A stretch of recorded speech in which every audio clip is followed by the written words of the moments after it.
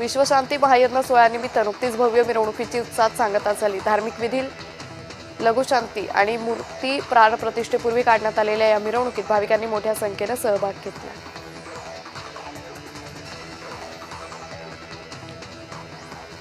सोमनाथ सूर्यवंशी मृत्यू खटला प्रकरणाची पुढची सुनावणी पुढच्या आठवड्यात होईल। यामध्ये सरकारकडून अजिबात सहकार्य होत नाही। सरकारी वकिलांनी सुद्धा कोर्टात यात कमतरता असल्याचे नमूद केले, अशी माहिती प्रकाश आंबेडकरांनी दिली। नंदुरबार शहरात नुकतेच डुप्लिकेट जन्म मृत्यू प्रमाणपत्र आणि आधार कार्ड बनवणाऱ्या टोळीचा पर्दाफाश पोलिसांनी केलाय। सायबर कॅफेवर पोलिसांनी धाड टाकून नगरपालिकेचा कर्मचाऱ्यासह 5 जणांवर कारवाई करत अटक केली।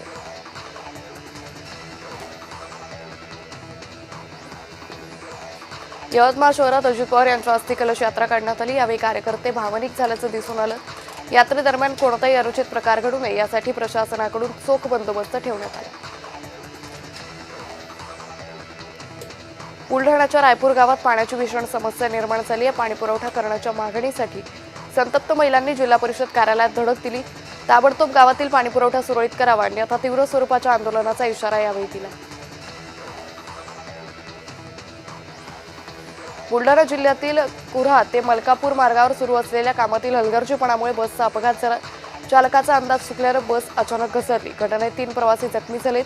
या प्रकरणी संबंधित ठेकेदार आणि अधिकाऱ्यांवर कारवाईची मागणी नागरिकांनी केली। गोंदिया जिल्हा काँग्रेस कमिटीच्या वतीने शेतकऱ्यांच्या विविध मागण्यांसाठी घेऊन थाली आणि डफली बजाव आंदोलन करण्यात आलं। यावेळी शासनाच्या विरोधात काँग्रेस कार्यकर्त्यांनी घोषणाबाजी केली।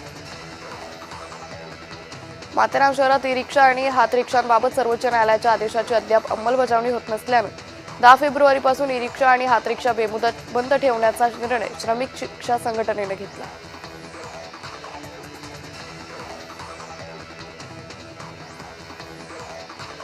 येवला शहरातून जाणाऱ्या पुणे-इंदोर महामार्गावर मोठ्या प्रमाणात वाहतूक कोंडी झाली। कोंडीमुळे प्रवाशांना मोठ्या त्रासाला सामोरं जावं लागतंय। सततच्या वाहतूक कोंडीने नागरिक त्रस्त झाले।